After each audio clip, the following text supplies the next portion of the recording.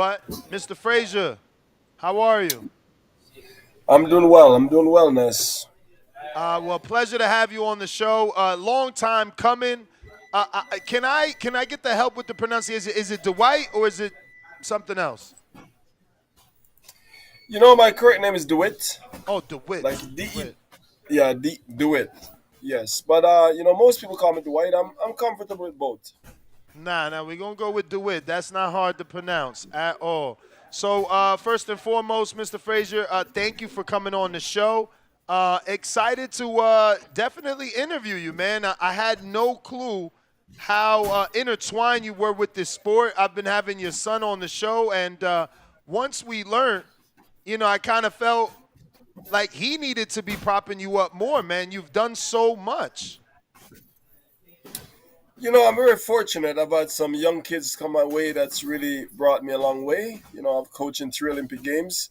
I've been very fortunate, blessed in the sense that I've got the opportunities to do what I do. I love what I do. I love helping kids to find their way through this. Boxing is not just about a sport; it's also about life. It's literally fighting for your life, and so yeah, I don't. What I do, as I said, I'm very fortunate to do something I love and travel the world doing it. Yeah, man. Super accomplished. You had such an extensive amateur career. Am I correct here? Is it 153 wins, 22 losses? Yes, Wow. yes. My most proudest moment was Olympic Games when I went to Olympics '84 for Jamaica. I went to the quarterfinals, which I ended up losing in the quarterfinals. But That Olympic you Games know, was in LA, right? Los in Angeles? in LA, yeah, and Nice. it was one of the best game because I had the opportunity to work out with Pernell Whitaker, Mark Breland.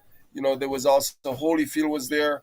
I was in the U.S. team took me in as one of their own, and I was very lucky to spend about 4 weeks working out with them almost every day, and that's a life lesson that I carry with me now.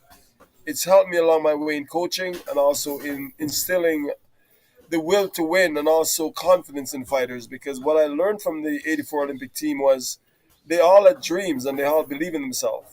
And I think that's the best thing I can do for the kids today is just to instill will and belief. So your gym is also like it's a figure in the community. It's easily Googleable and you find out so much information. You've been helping kids in that community for so long. And yeah, man, just tell me how that gym got started. I know you own your own gym, but like I said, it's become a fixture in that community. So, after finishing boxing, I decided, what do I want to do with my life? And boxing was the one thing that I not only have a passion for. When I was boxing, I always talked to the coaches, see how it runs, the cost of a gym, what it takes to run a business.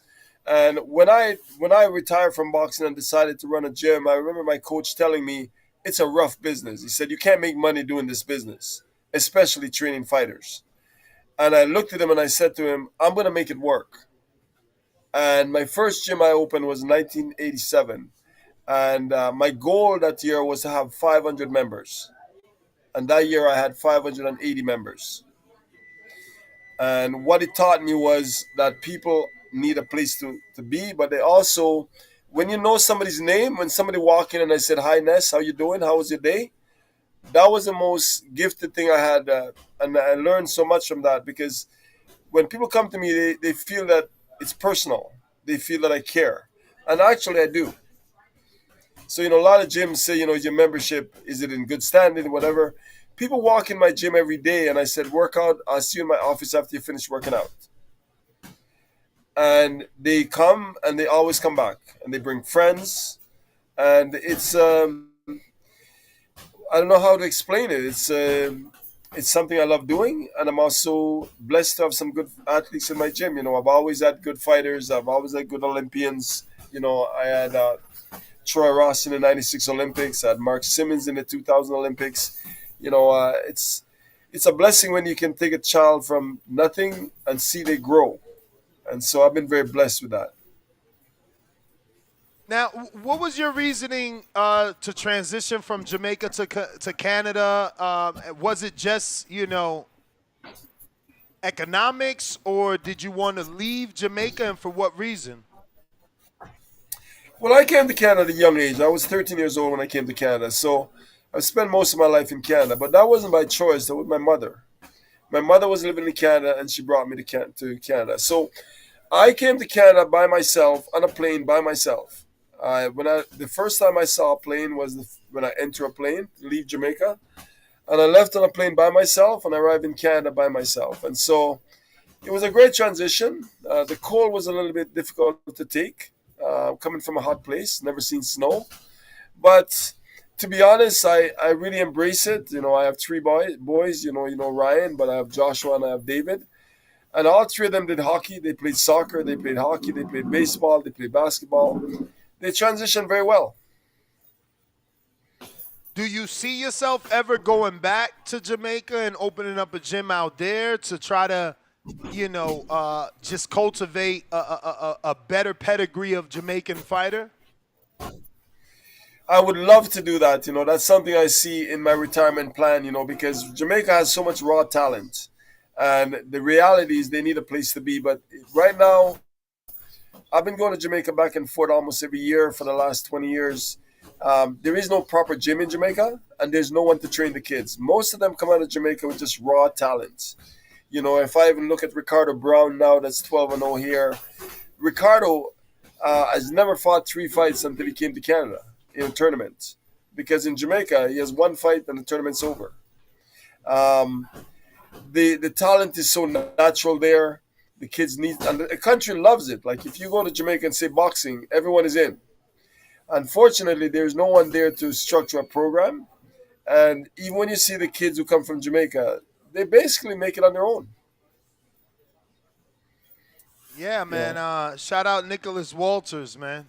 What was the other one? Thomas Astuzi. No, is that South Africa or was he Jamaican too? I don't know. Maybe I'm wrong with the Thomas Well, Astuzi. you have Trevor Burbick. Trevor Burbick came from Jamaica. He came to Canada to further his career, but he's a Jamaican product also. Jamaica's on a long line of from Razor Ruddock to Lennox Lewis to Otis Grant to, as you say, Nicholas Walters, Simon Brown. Jamaica have a history of fighters.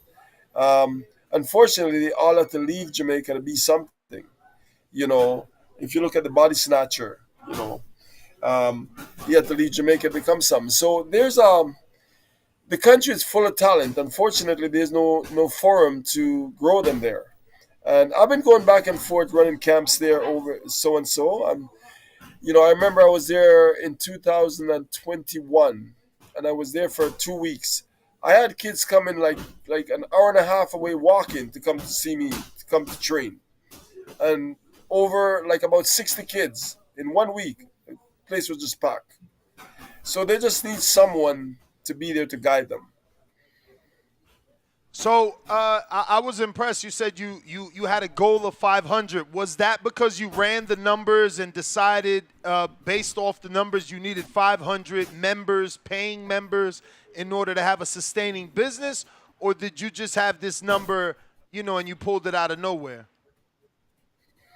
To be honest, I didn't know the true cost of business. When you never run a business before, you only hear about business. I had a little bit. My grandmother used to go to market every weekend. I used to go with her, so I had a little bit of history of what it like to sell. Um, I pulled that number out to motivate me to get that number. That was my motivation. But what I learned was not about the number. And the second year, my numbers fell. And I went back to those people and asked them why it fell. And it was such a simple thing. They said to me, "You got too busy and you stopped saying hi to us. You stopped calling her name. You stopped." It was a little thing, just saying hi, "Hi Nez, how was your day?" That made a big difference to my clients. So a lot of time people when they do business, they don't realize it's the little things that matters. People notice little things. When you say hi, how was your day? How was the family? How you doing? When you genuinely care about your clientele, they actually show up. Now I hear from your son that you purchased your own gym. Obviously, that is a luxury that many people don't get to do, own the land and the building. How were you able to acquire that? And was it like a town that was underdeveloped that's now, popping? Or, yeah, what's the story behind the gym? You know, my son may not tell you, but I own my own property when I was 25 years old. I own my own house. I own my own. I came from a family that was a farmer in Jamaica, and we were business people. So I never came from an environment where I rent or didn't do anything. So I really had the concept of ownership is something that I've always looked at. I mean, it's not as hard as it sounds. I mean, people, when you want something, you can have it. So being a black person in Canada, life might be a little more difficult, but it's not that difficult if you find the right people. And I've always surrounded myself with people who are business oriented and people who have goals, who want something. Because I've always planned to be better than my parents, to be better than who come before me. And I think that's what I try to inspire with all these kids who come to see me. Well, congratulations for sure on all the success. I know that you're training now three professional fighters. You have your son Joshua Frazier, 12-0, 9 KOs. Melinda Watpool, who we were introduced with in a great fight with Shadeja Green, 7-1, the current WBA international champ. And Ricardo Brown, your heavyweight, 12-0, 11 KOs, former Olympian. What do you think of your current stable, and how far do you see them going? Right now it's up to them. They have the talent. Melinda's fought Clarissa Shields. She's fought numerous world champion in the amateurs. A matter of fact, if you talk to Clarissa Shields right now, she'll tell you her toughest Canadian she ever fought is Melinda Watpool. We fought her in 2012, the Olympic year. Of course, Clarissa have grown a lot. She's a lot better now. She's faster. She's more developed. But I'm confident that I can put Melinda Watpool in the ring with any professional woman because she's disciplined. She also takes instruction very well, and she believes in me. And that belief transferred to her. Like it's not really me you have to believe in; it's yourself. But she believes that when I tell her you're good, she believes what I'm telling her. Um, with Ricardo Brown, he's raw power. He has power, and he started boxing at 27 years old. He's a quick learner. In 2021, he lost to the world champion in the world championship by a split decision. He's fought Torres. He's fought Torres in 2019. And he's always handled himself whoever he fights. What the difference is, since 2019, he's been with me and he's been constantly training. So it's a different person now. He's now a fighter who trained like a fighter. And he has all the ingredients to be a world champion. The only other guy I can think of when I think of Razor Roddick is something like Burbick, who was just raw strength, strong. But he has more athleticism than Burbick. He's 6'8", and he's 260 pounds. He's a big man, but he's physically strong. Joshua, he's got a lot of talent, and Joshua did well in the amateurs. He won the Caribbean tournament, won best boxer. He's actually the only boxer I ever had that has won best boxer in every level of boxing. He's won best boxer at the provincial, the national, and international. So I think he's gonna get his time. He's a bit, he's a bit, he's a bit impatient right now because he wants to up the competition. He wants better competition. Talking to a promoter about giving him a higher level of competition because he can handle it. He is A promoter in he's fought. Canada or here in the States? Well, we have a contract with a protocol United Promotion, which is a Canadian promoter, and I'm just on him right now to if you can't do it, go to whoever can. Whether it be De La Hoya, whether it be Bob Arum, whether it be Eddie Hearns. We want to fight top guys for Josh. There's lots of guys in Britain that he can fight for the Commonwealth title or anything because he is Canada is a part of the Commonwealth, and there's a lot of British fighters over there that they're making noise about that we would love to fight. I was told that he was offered a fight here in the States with someone from Pro Box. Do you know about that, and who was that fighter?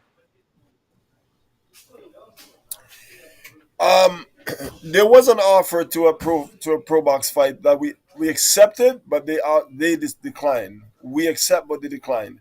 There was one fight that we declined, but it was a middleweight, and it was also a middleweight that went to the Olympic game. I think he fought for Argentina.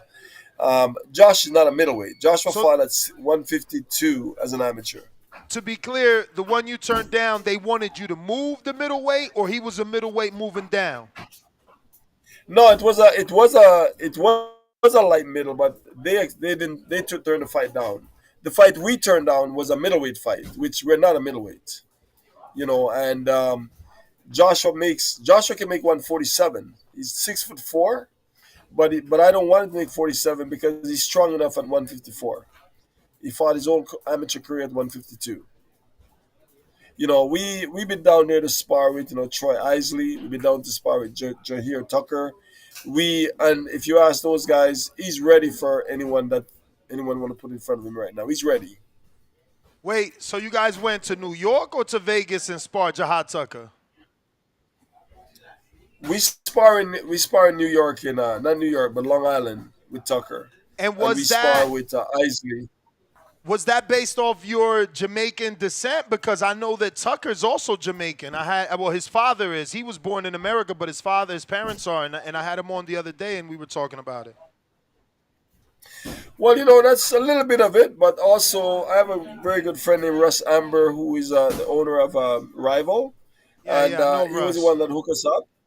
He was the one that hooked us up. Me and Russ has gone back a long way. I've known Russ since 1983. We go back a long way, and that was basically that communication. And I just called up his father and says, we'd love to come down.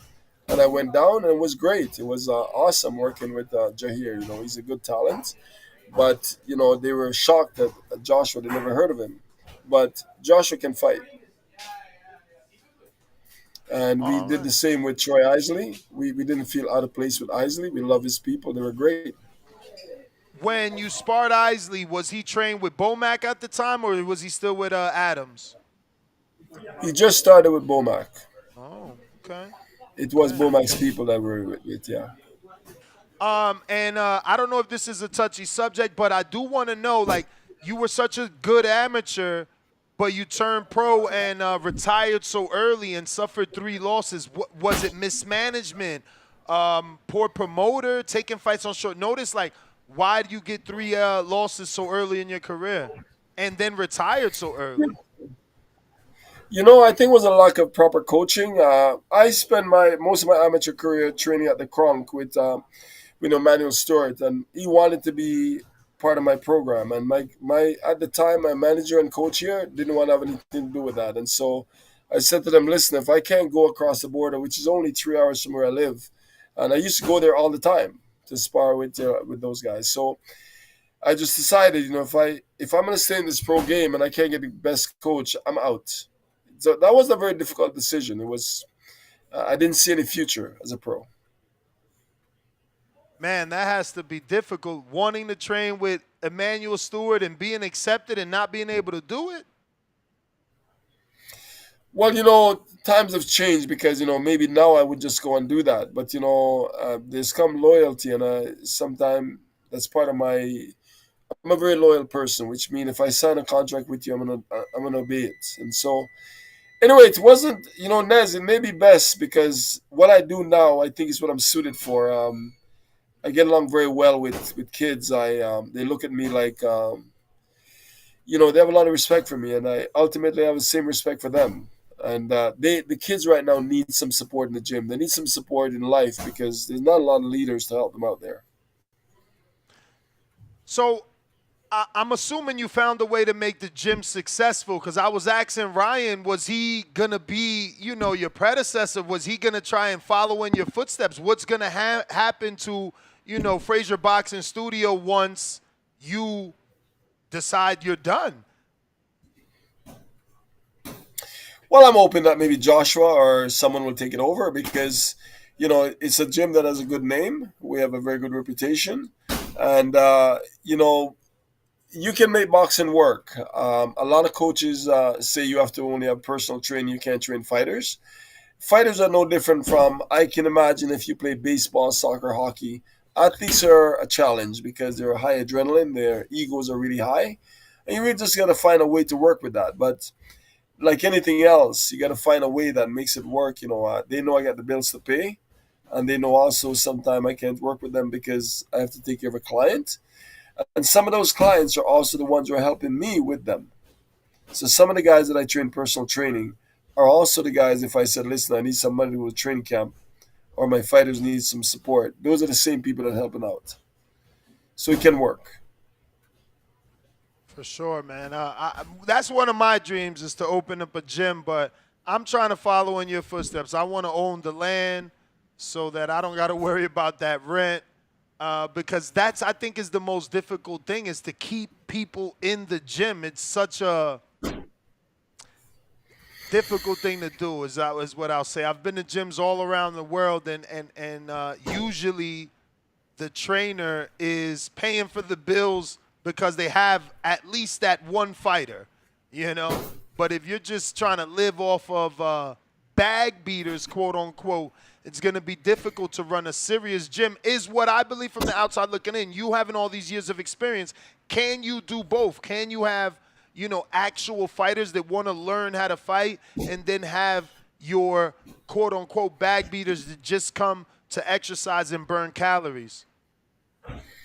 Oh, you can do it, but it's a challenge. You have to understand that I have a wife that's very passionate to help me out. My wife's a gift. If you call me up tomorrow and tell me, Ness, you're coming to town tomorrow, you want a place to stay. My wife don't ask who. It's just said, I'm gonna get a bedroom ready.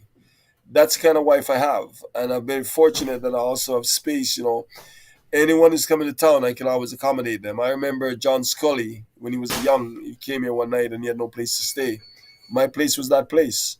I own a property at a young age, as I said. So, but I also had a wife from that time who's very. She's been. My wife is the wife you need when you need support, because when I can't do something, she's there to support me. But having said that, I've also been blessed with some really good trainers. I have about 6 trainers that do classes. They do personal training. I don't do all that stuff, and they make life a lot easier for me.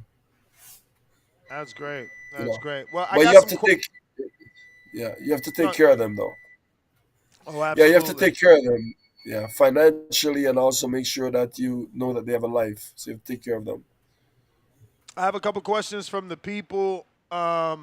First one is coming from Darius from St. Paul, Michigan, but resides in Arizona. Thanks for taking the time to make an appearance on the show. What is the rule in the sport of boxing you would change? Excuse me. What is one rule in the sport of boxing you would change and why? Or if you can pick a fighter that you would have liked to train or manage today on today's roster or at all time, who would it be? One of the rules that I like to change, and I'm also very influential in Boxing Ontario and also provincial boxing and the national team in Canada. One of the things that I like to change is this decision, and that once a decision is made, it can't be changed. If I look at something like Roy Jones in the Olympics, that was something that boxing could have made. That's a call they could have made that changed their perception of our sport. We now have baseball, soccer, all these sports doing video things to make sure they get the right call. Boxing is one of the few sport that still refuse to do the right call. That I would like to change because I think it's not that complicated. We have computers now, we have videos, and we have you can even ask the public. So that's one of the rules I like to change. As for fighters to train, my kind of fighter I'd like to train is a guy like Andre Ward. That's the kind of fighter I'd like to train who's disciplined and very focused. Now, a dream fighter, when I look at it right now, if I had to train a guy, it'd probably be Shakir Stevenson. If a guy like him if he can just stay in the pocket more, I think he'd be a beauty fighter to watch. I know people talk about him being a runner, but skills pay the bills, and he has the skills. I think now people want to see a fighter like him in the pocket. They want to see him stay in that, and that's the one thing to knock against him. But I hope with maturity he will, because I think he has the potential to be one of the greatest fighters I've ever seen. He can be like a Mayweather, because Mayweather stayed in the pocket at that time. People talk about him being a runner. Mayweather let his hands go when it's time. I got the next one from Treese in Toledo, Ohio. He says, "How would you quote unquote fix Jared Anderson, and can you help a fighter develop his violence level?" I guess that's just another phrase for aggression. Well, I don't know. I don't know much about Jared Anderson. I went to Ohio to see him fight. I went to Ohio when he fought the former heavyweight champion. And when I went to Ohio to see him, I thought, first of all, during that fight, I know there was some disturbance because they said his father was in the building and he was not very happy. I think he just needs someone that cares about him and someone that explained to him that, you know, you have an opportunity to be great. And all the stuff around you, which is your friends, your past, those things you have to put behind you because now you have a future. And I think a lot of people spend too much time on the past and not looking forward. You have an opportunity to change your life. You have an opportunity to be great. And that one loss, he can overcome that. If you look at a guy like Pacquiao, you overcome losses. If you look at Lennox Lewis, he was knocked out twice, overcome them. So it's not like you're done. He's young enough that he can make that difference. But does he have the passion to be a fighter? That's the most important thing. Does he want to be? All right.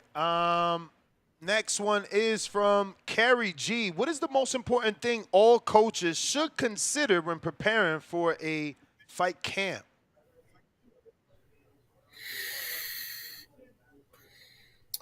Well, I think cost is one of the big things. So getting the right sparring in.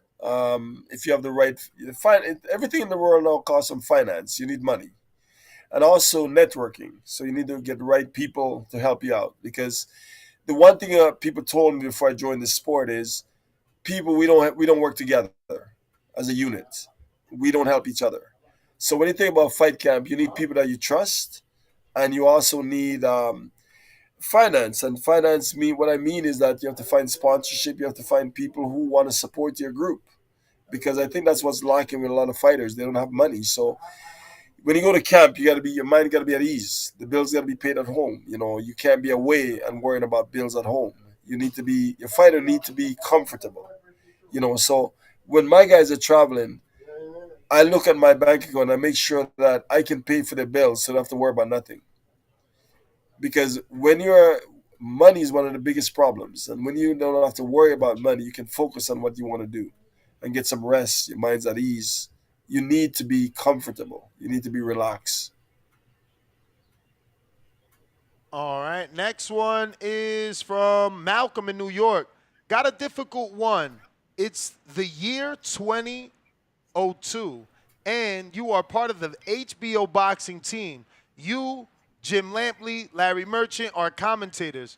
You can pick one other commentator to join. Will you add George Foreman or Emmanuel Stewart? Thanks for answering.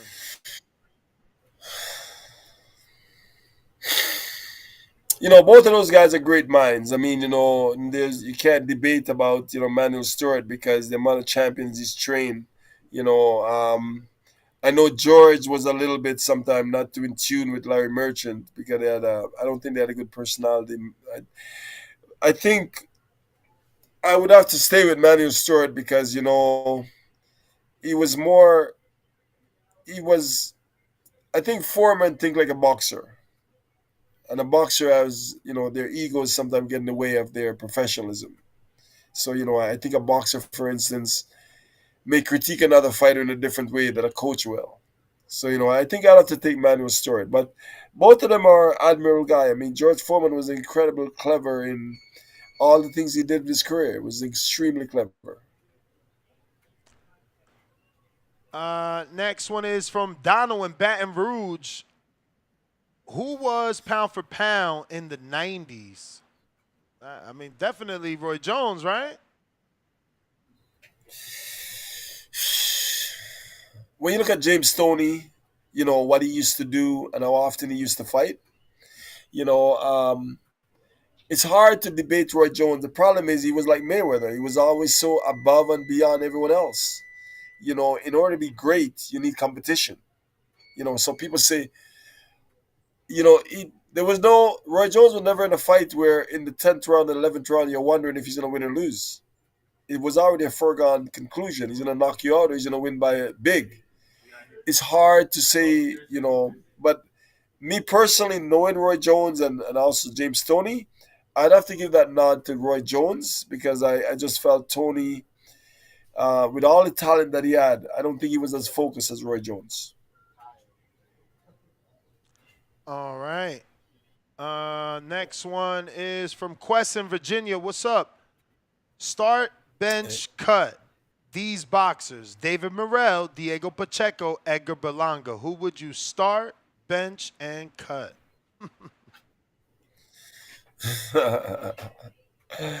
Well, Morel, I mean, it's a very interesting situation he's in because he did so well with Benavides. How will that loss affect him? Will he come back stronger or will it be a psychological disadvantage for him? So, Berlanga, we know who he is. I mean, we saw him with, we saw him with numerous guys now. We know what he is. Pacheco is unknown to me about three of them. His potential to me is a little bit more unknown. Um, I don't think Berlanga is gonna be the face of boxing in the middleweight division. So in the super middleweight. So and Morale, from what I see, Pacheco seems to have the most upside. Who would I bench? It's probably Berlanga because he's had the most opportunity. Now he's loud and he's getting more voice, but I don't know if he's, I mean, Top Rank cut him. I don't know if he's gonna be anything more than what he is right now. All right, all right. Last one, Johnny from the Hangout Spot checking in. What's good, Coach? And much respect to you. What advice would you give a person like myself whose dream of opening a boxing gym, fitness gym one day? What I would advise you to do is to, sublet from a major gym, and that would be a good way to build a network. So, you walk into a gym and you say, listen, I got my own clientele. I'm not going to touch your clients. You got great equipment here. Let's find a way where I can work. And anyone that come in here for your gym, I'm never going to touch them. But it's a good way for you to build up your stable. And in the meantime, save some money to buy some equipment. I would also advise you, if you're going to get into the business, your first gym you own, you should rent to own your equipment, which is what I did. I came into my unit and I bought about 10 different equipment, treadmill, elliptical, brand new equipment, and I leased to own them. And within 3 years, they're all paid for. So when people walk in my gym, they saw brand new equipment. I couldn't afford them, but in 3 years' time, I made sure I work and pay them off. So I would advise people to rent to own and also to sublet because paying the rent every month is not easy. Absolutely. That is the last question. I do appreciate you jumping on. If you have any social media or the gym social media, please give it out at this time. You just got to go to Dewith's Boxing, punch my name in Dewith Frazier. You'll always find a lot of information on me. Just Dewith Boxing or, Dewith Frazier Boxing Studio. You'll find all that information on me and our All fighters right. also. Mr. Frazier, we appreciate you coming on and look to get you back on sooner once Joshua or Ricardo or even Melinda have a fight. We want to get them on the show as well. We've had Melinda, but I don't think we've had your son or your heavyweight just yet.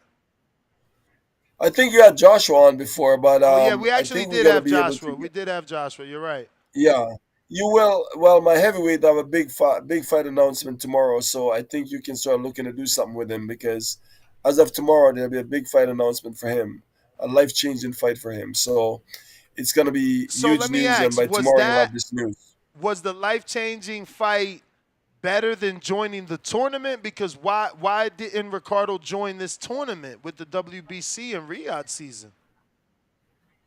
So I don't know all the ins and outs of Riyadh season. What I do know is when you're traveling from Canada to Riyadh, there's a big time difference. Hmm. And I don't know that they'd be paying for coaches and they'd be paying for staff to be there. With this life changing fight we have, We have all our people in his corner. We're gonna get the proper training. There will be no we'll know when we're fighting, who we're fighting, and we'll be fully prepared. And this fight is a fight that will put him into the ranking and also financially will change his outcome. So I think, the Riyadh season, I don't know the ins and out of it. I don't know how often they're gonna fight. I don't know what kind of training arrangement is made. I know I had a boxer years ago who won the Contender Series, and I know that series they had blue and white team, and they basically all lived together, and it was a story. I don't know what the Riyadh tournament's about. So this fight for Ricardo, is it going to be televised? Are we going to be able to see it since It it's life will changing? it will be it will be televised. It will be Okay. live. You'll see it on very popular network in your Oh, country, great, great, and great, everyone will beautiful. be able to see it. But you will get Congratulations, this man. news by yes, and he deserves it, and he's very happy about it. He's excited, and with all the fighters I have, I tell them when I start training them, I said, I'll never put you in the ring ill prepared, and I'll never put you in the ring for money. When you go in the ring, it's an opportunity to get better, and also to further your career, and that's what this is going to do for him. Nice. Well, Mr. Frazier, we're excited, man. Can't wait for the news tomorrow. And yeah, man, we look forward to having you back on. All right, thanks, Ness. I really appreciate it, and my son Ryan speaks highly of you, and I follow your show myself, and thank you for doing what you do to help the boxing community. No, man, thank you for doing what you're doing, inspiring not only the kids, but a lot of gym owners, man, because my co-host Johnny already said the same question that I had. Like I said, that's my dream as well. So keep doing what you're doing, man. Thank you. All right, thank you. All right, there you have it, ladies and gentlemen. Dewith Frazier. That was pretty good. And we got some